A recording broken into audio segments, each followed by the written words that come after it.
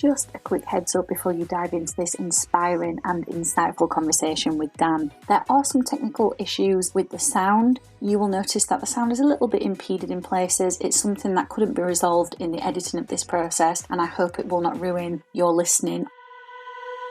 You are listening to Unstoppable Actors, the essential podcast for ambitious, aspiring actors. With me, Louise, the artistic director of Standby Method Acting Studio. And every week I'll be talking with you and sharing how you can become a paid, working, unstoppable actor, because you 1000% can. An acting career is doable. Are you ready?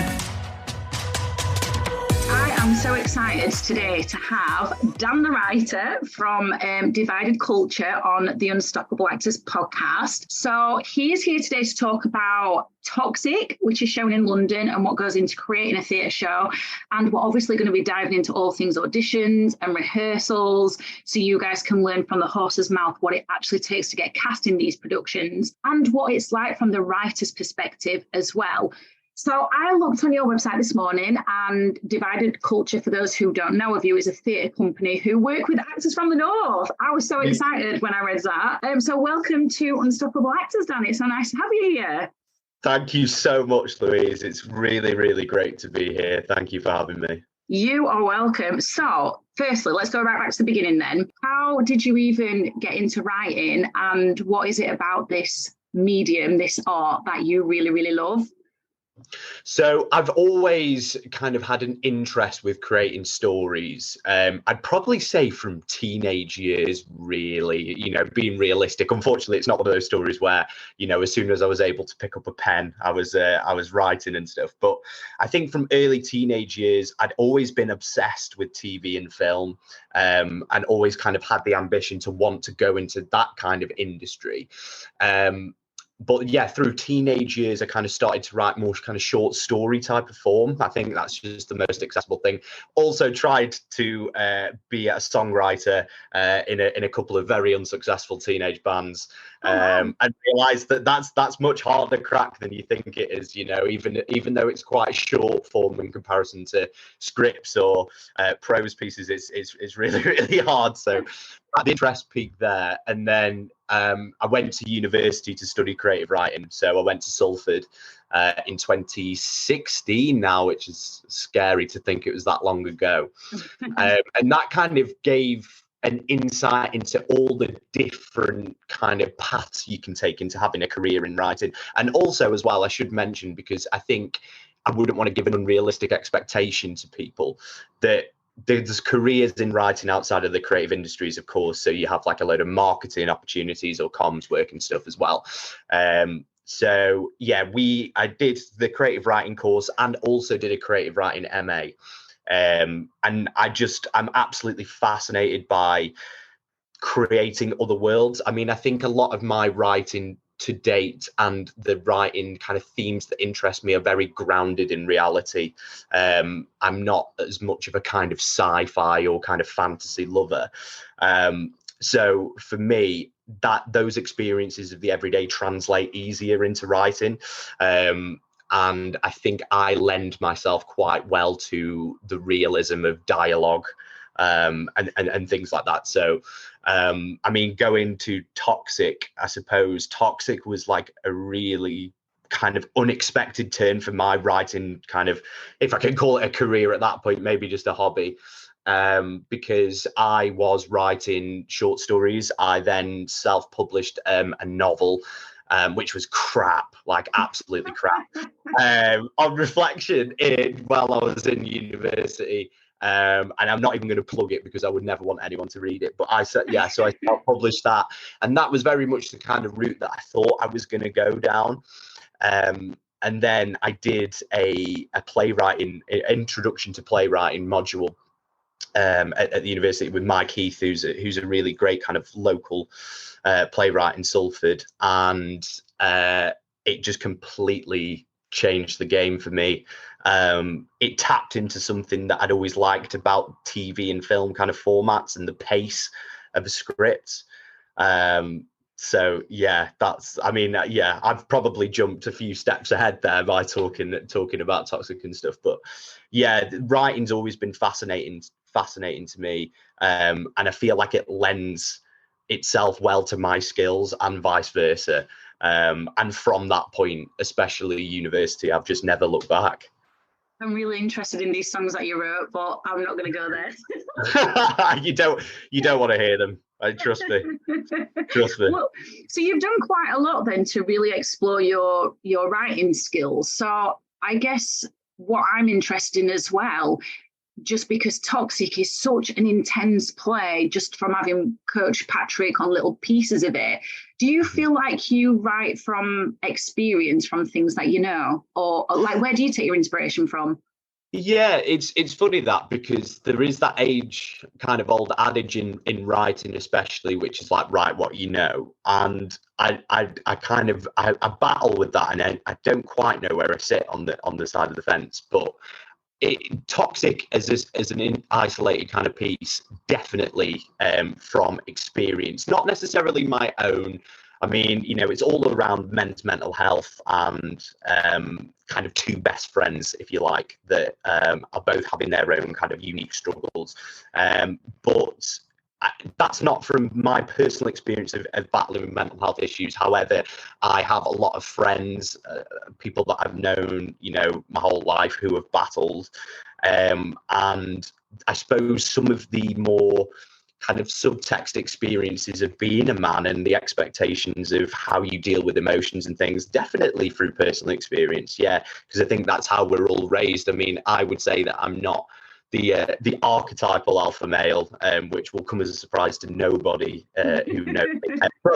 But even so, I think there's still that expectation there of, really trying to brush aside your emotions and try and show some kind of strength, really, and resilience. So that side, definitely. But in terms of mental health struggles, I mean, like I said, I know so many people who have struggled with their own mental health in various ways. So it was just a case of channeling that and adding to a wider conversation around having a conversation about your mental health. And yeah, from there, it kind of it all came together. I mean, Toxic as a script, to the version that you've been working on with Patrick, from where it was originally, has changed so much. And some things, clearly were dropped because they didn't work. But the starting point, if you like, of Toxic was in that introduction to playwriting course, where we were all given an exercise, and it was to do with, if I remember this correctly, there was like character A and character B, and character A was on the top of a ledge of a building, and character B had to convince them over the course of the scene to basically step away. And there was no kind of relationship between them. They weren't best friends as they are in Toxic. It was just two strangers. And we all had that exercise. And I think I took the exercise probably too literally, and then created an entire piece out of it with tweaks and flourishes here and there. I love, there's so much I could dive into in what you've just said there, but I love it. So firstly, just thinking about acting techniques, what you're talking about there, convincing the other character to step away, is what we call a scene need. So I love that writing and acting overlapping that way, that we have to have that, because it gives purpose and intention. But I also love that you have brought mental health awareness to the forefront in such a hard-hitting play as well, and especially for men.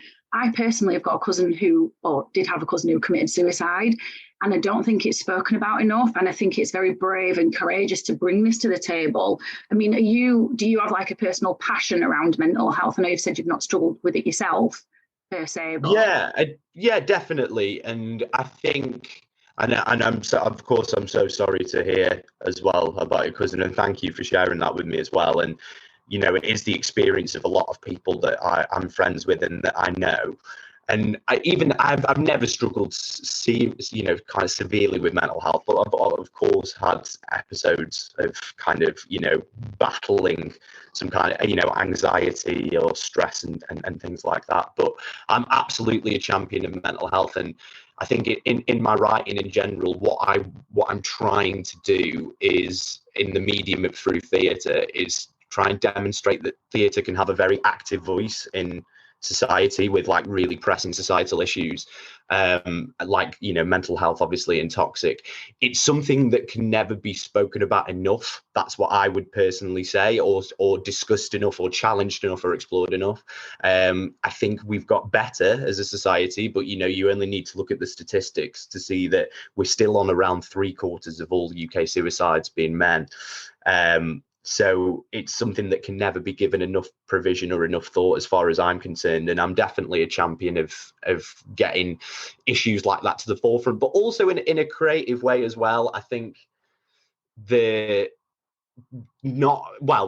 partnered with a charity in our first show of Toxic, Andy's Man Club, which is the men's mental health charity. And that's the very practical, real, this is a mental health conversation. But in a script, I think you can afford to have that as the subtext, as well as the direct narrative of what's going on, because you can be more creative and more conversational and get people to engage in the issues in creative ways. And I hope that's what I've done with Toxic, especially with the kind of comedy as well, because you know, the kind of, well, I suppose you could call it dark humor based on the subject matter, but the comedy of how the characters kind of navigate these issues.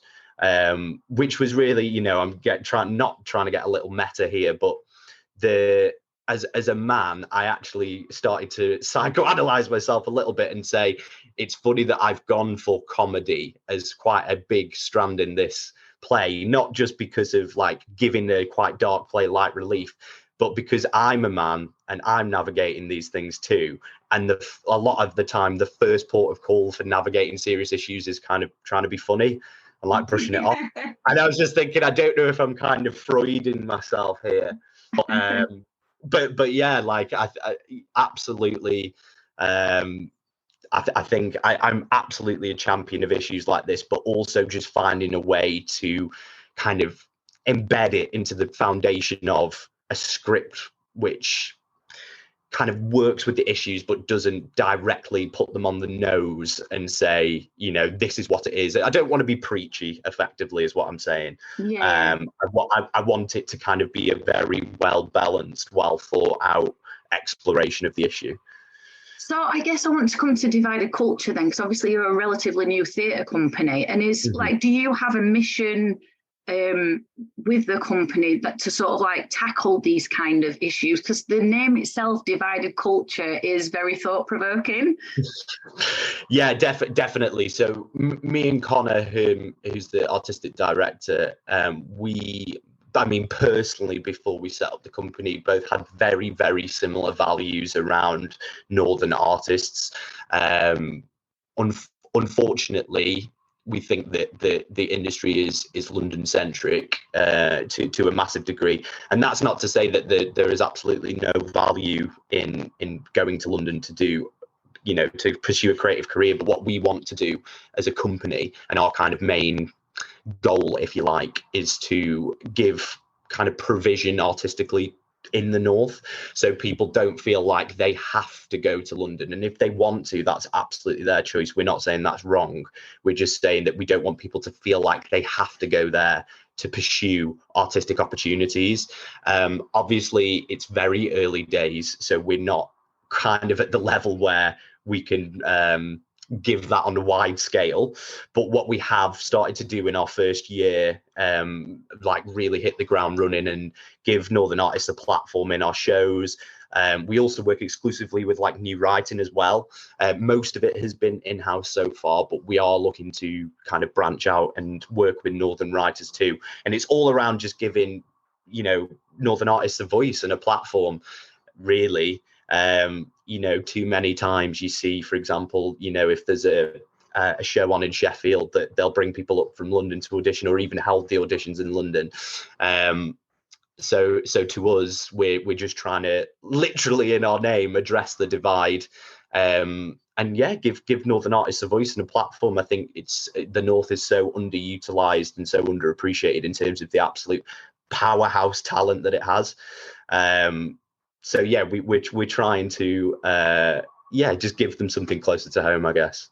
I really love that, because I absolutely agree with everything that you're saying there. Like, Northern talent is massively overlooked, and it's unfair. It's really unfair, but we won't get into that. No, that's another story. That's one over a glass of wine, I think. Or maybe a whole other podcast. Maybe it's a series. So I'm really interested in the writer's perspective on this, because I think, if I think about our audience who are actors, they can often overlook what it is that you bring to the table, even though they're bringing life to your words. So you said that Toxic started off as an exercise in a writing class. Like, how long did it take you to develop Toxic into what it is now? Yeah, so 2019 was the writing class, and we originally planned to have Toxic on at the Manchester Fringe Festival 2020.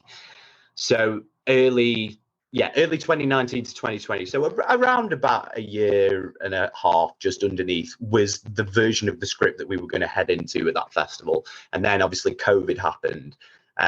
So we then had another year, but that another year wasn't just resting on the script that we'd prepared for the year before. So it was probably around two and a half years of getting the script to where it wanted to be. I mean, we had, if I try and remember some of the edits that didn't quite make it, I actually had a story where Patrick's character Andy and best friend James, they were still in it, but then we also had two other stories that were completely separate to that, just all with the kind of underpinning of mental health. But I think we had like a writer who, you know, was not having some success, and some student kind of story too. So there was a lot in there that got lost, as is always the case. You know, writing is an act of loss. I completely agree with that. But yeah, it was probably about two and a half years. And I don't think there's I mean, what I always try and say to writers, or just to creatives in general, is that a script or a story is always moving. It's never just a fixed thing, and there's also no one rule for how long a script needs to be taken to be done, or if the draft that we go into one show with, it can't change then go into the second show. So two and a half years, but still we're finding little things where we think, oh, how can we work this better, how can we tweak this? So yeah, it never stops, unfortunately. Well, I was just going to say, even with acting, with characters, it's an ever evolving process. Like, I don't think you ever get to an end goal. You can be happy, but there's always more tweaks. I want to touch upon then, like, what your thoughts are on actors learning their lines verbatim. So I'm of the thought process. This is how I teach my students anyway. I'm like, listen, we're not writers, so let's leave that to the writer. I think we should respect the writer and learn it word for word, because there's a particular rhythm that's written into the thought processes and the sentences. But I just wanted to gauge your thought process on that and where you sit on this side of the fence with everything. Definitely. So from my perspective, and writers may challenge me on this, it depends what your kind of outlook is. But from my perspective, I would rather an actor know intention and emotion over the lines. So because we're writing contemporary theatre, we're blessed that the audiences that come to see us don't know the script. Like, if it's new writing in contemporary theatre, they don't know the script. And in my particular writing style, a lot of the dialogue is conversational. So I don't think it needs to be recited word for word. I think if you as an actor know, why am I in this scene? What's the kind of the beats of the story, if you like, as in what are the main kind of plot points? Why is this character saying this to me? How would I respond? And that, it comes down to obviously the work of the actor and embodying the role. I'm not a prescriptive writer. I'm not precious about my dialogue a lot of the time. Obviously, sometimes that I am, if I think it's a particularly good nugget. But I have full faith in the actors to come into the room, and as long as you know intention and emotion, you know, if I'm off script and I'm listening to a rehearsal, I think I wouldn't necessarily know that you hadn't said a line, you know. And I think that some actors would potentially worry that if they don't hit a line, they then have to try and claw that back, and the moment's gone. And it's that thing about, you know, why am I in this scene? Why do I feel the way I feel? And what's kind of happening around me, and listening to what the other characters are saying. and just responding with heart. And I know that's I'm not an actor. I'm sure that's a very difficult skill, but I think if you have faith in knowing your character, I want to say the vast majority of writers especially are happy to give up the dialogue that they have, providing that the intention is still correct. Okay, so all my students now are going to be like, Louise, we're not listening to you, we're listening to Dan. I think first port of call, definitely learn the lines, because the lines help you to embody emotion and intention, of course, because if you didn't learn the lines, then you wouldn't know what you were doing in a particular scene. However, I think I'm coming more from actors being worried about not hitting every line. And I think the most powerful things are just a sheer embodiment of the emotion and intention. And I think maybe it's something from first performance to say third or fourth performance, once you've kind of found your feet, that you can take that character one step further. Definitely learn the lines. I don't want to discredit your work, Louise, or also the work of fellow writers, but learn the lines first, but then to take it to that next level, intention, emotion, and the lines in my style of writing will usually come to you in some form or another. So just to move on to the rehearsal process, then in my own acting career, I've not really had that privilege. I've done Shakespeare and stuff, so I've never had Shakespeare in the room with me. How involved are you as the writer with the whole rehearsal and audition process for Toxic? Yeah, so we're currently in rehearsals at the minute, and because as a company, we've just finished a show that I've kind of been over more, Daily Bread. So Connor has been taking the lead for rehearsals for Toxic so far, but in our Fringe run and leading up to the Warrington Arts Festival performance that we did, me and Connor are both very, very hands-on, like working with an SM, or just we kind of self-produce, and like we didn't actually fully realize that what the role of a producer was, that we were just doing automatically. And I think that's what you kind of have to do at this sort of level, or the level that we were at when we first did Toxic anyway, and just kind of muck in and do everything. But yeah, will be, now that this other show is finished, I'm very involved. I think the characters, or the actors should I say, know the script really well, so it wouldn't be from a case of advising kind of intention and lines, but I do think that there's still something there around how far can we push this. Toxic's at kind of the next level, if you like, from having it on for the first time.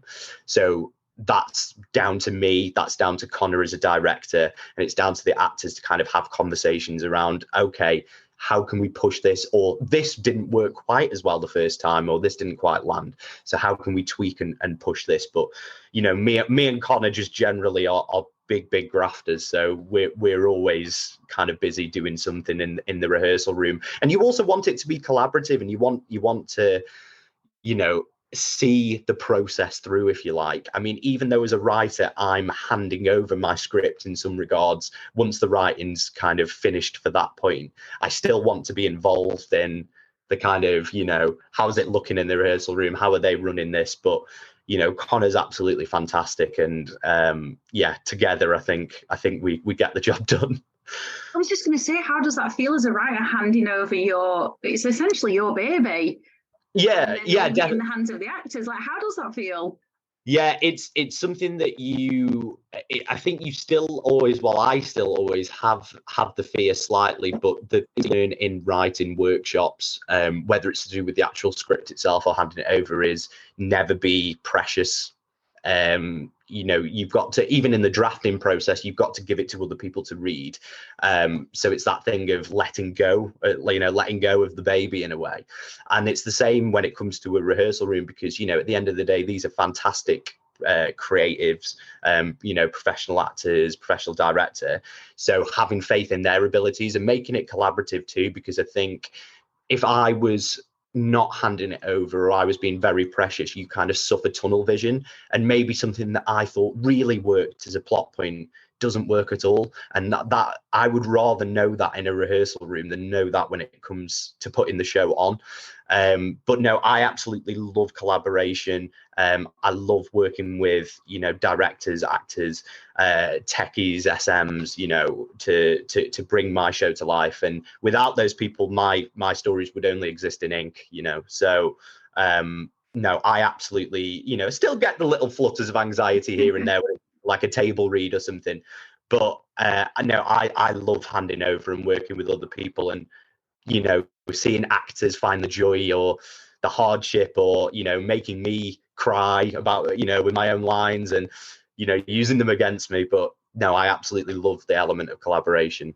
Yeah, I think that's so important. We spoke about this on Patrick's episode, that collaboration is so important. But I think as well, what I'm hearing from all of this is that really, as artists, we've got to take our ego out of it, because if you get so precious and you're so just precious about something, it can stifle the actors. And then if the actors get precious about something, it can stifle the writing. So it is about being open, isn't it? So I want to move on to the audition process then. How involved were you with the audition process? And oh God, I hope Patrick doesn't mind me asking this question. What was it about him that made him stand out over all the other actors who auditioned for the role he's got? Because it sounds like you auditioned a hell of a lot of people. Yeah, so me and Connor, as I was kind of saying with the producing side of things, we basically just did everything. It was like fringe level. So we were totally 50-50 involved in the auditions. So that was doing what a casting director did in terms of putting the calls out, getting all of the flurries of emails from lovely actors saying, I'd like to apply for this role. And then we did 2-phase auditions. So we did a virtual audition and we did a in-person audition as well. Patrick, in his virtual audition and also in the self-tape that he sent across, which was performing a different monologue, immediately we were both like, yes, like he's fab. And it's not to say that there wasn't other actors that did that too. There was something about him letting the lines breathe. I think that we really, really enjoyed. I mean, we could see that, I know he said on his episode that he heavily identifies with Andy. And I think he made that very clear in the delivery of his lines, and all of his lines are very sincere. But what he managed to do really well was find the peaks and the troughs within the dialogue, because Patrick's role in this is very dialogue heavy. And I think if you were to just deliver it one tone, the emotional journey is lost. But what Patrick seemed to do without us even directing him at all or giving him any notes is find the moments to allow the dialogue to breathe, to find the ups and the downs, the nuances of each line. And he was absolutely brilliant. And he was up against some really brilliant actors too. And I think the 600, this is not to discredit Patrick, because he did beat quite a few people to the role. I think the 600 figure was like the amount of people we had all together for every role. Right. But he beat a lot. Andy was the most applied for role by quite a long stretch. And in his in-person audition, I mean, me and Connor just kind of turned to each other and he'd left the room and been like, he's fantastic.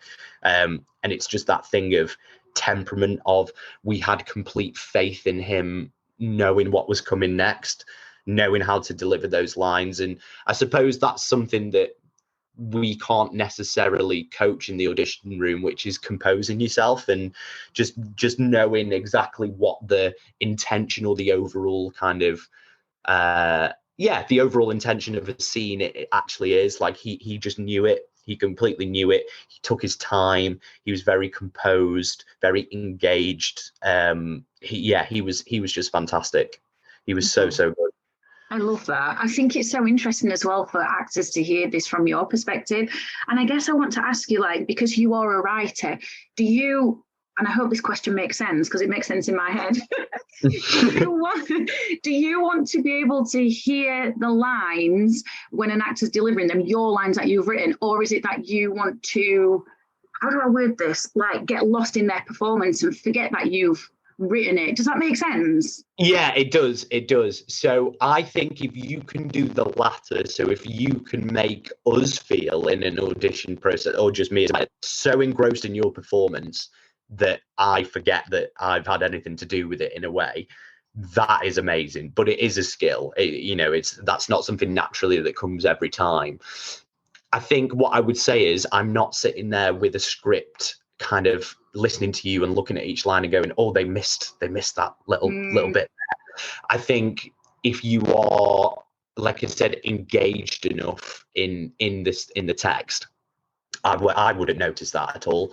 I think in an audition room, it is if somebody, if an actor can make the casting team feel lost in their performance, then that's absolutely unbelievable.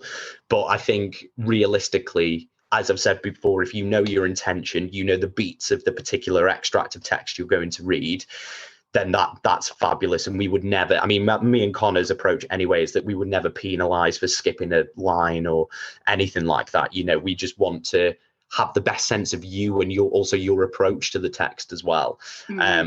Patrick did, fair absolute credit to him. And this was perhaps because, like he said, he identifies quite heavily with Andy before we got into any rehearsal or show process, that he did make us feel captivated, like completely lost in the text. And yeah, if he'd have turned around and just told me that he'd come into the room and just blurted out to us like confessional as opposed to doing an audition, then we wouldn't have been surprised. Yeah, he was so good. But I think it's, like I said, that thing of intention, just knowing exactly what you're doing when you come into that room, give or take a few lines here and there. And I do say that as well, like I said, from a contemporary perspective, and like new writing and my style especially is very conversational. And I know there'll be scripts where writers or the script itself demands that you recite it line for line, but for me, intention and emotion works best. So I guess in the rehearsal process, then, if because I've seen this happen before with other actors I've worked with on TV, when they're not connecting to some lines or words, they'll start to change it. Mm-hmm. So has that ever happened in the process so far with Toxic, where the actor's like, actually, this word doesn't sit right for this character. Can I change it to this? Have you experienced any of that? Yeah, I think I've experienced it in kind of different stages. So rehearsals and like when we've been to do a table read and going from show to show where we've had, re-looked at the script and stuff. And most of it is, minor changes. This doesn't quite work for me, or I don't think my character would say this, and I love that personally because I want to feel like you're invested in your character. Yeah.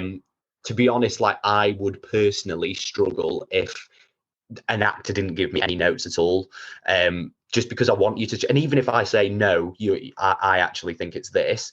I think the fact that you're switched on enough and engaged enough to challenge me about your character, then I think that's absolutely fabulous. And there has been moments within the rehearsal process and within the script where my team, a team of actors have maybe tweaked a line here or there or gone, oh, I don't think he'd say this, or I don't know what my intention is. And I love that.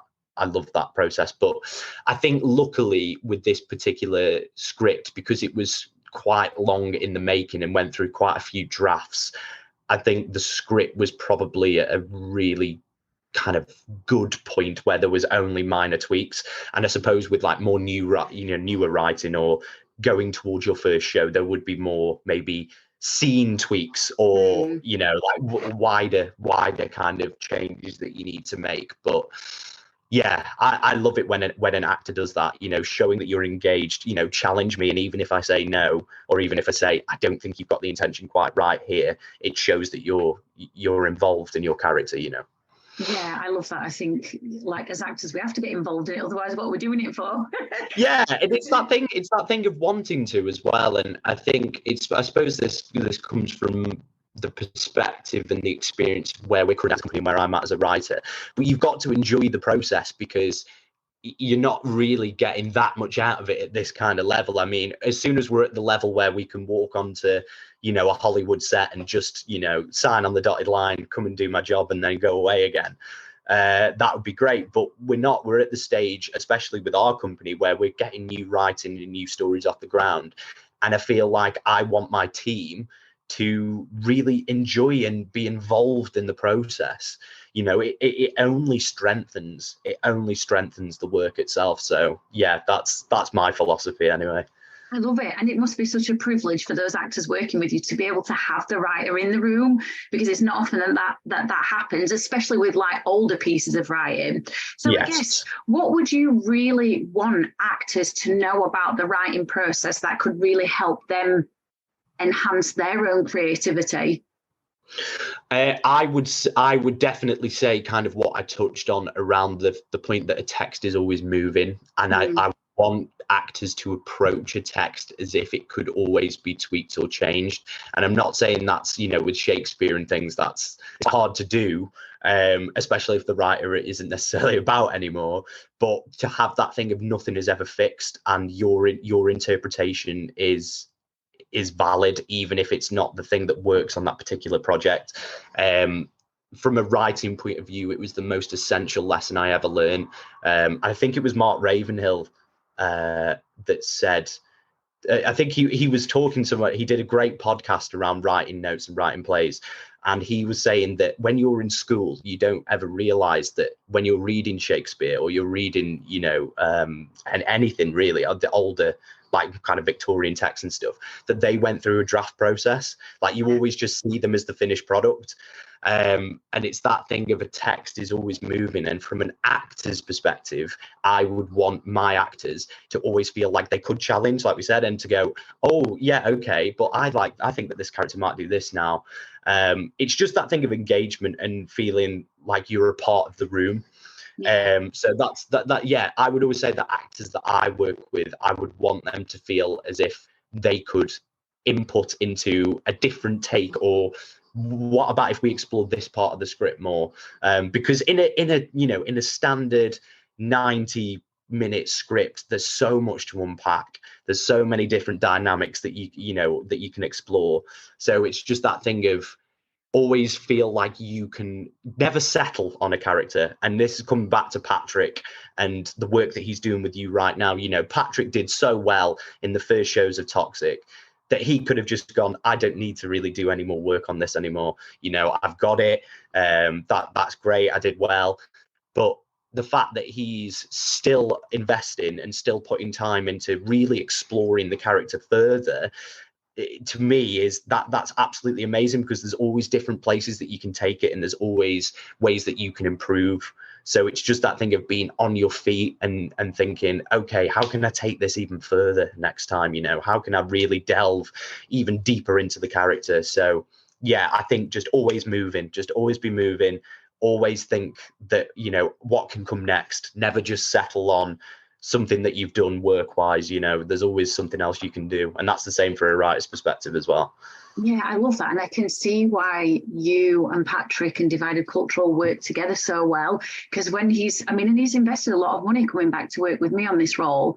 And I will say, okay, and what about this? And have you thought about this? And what about this?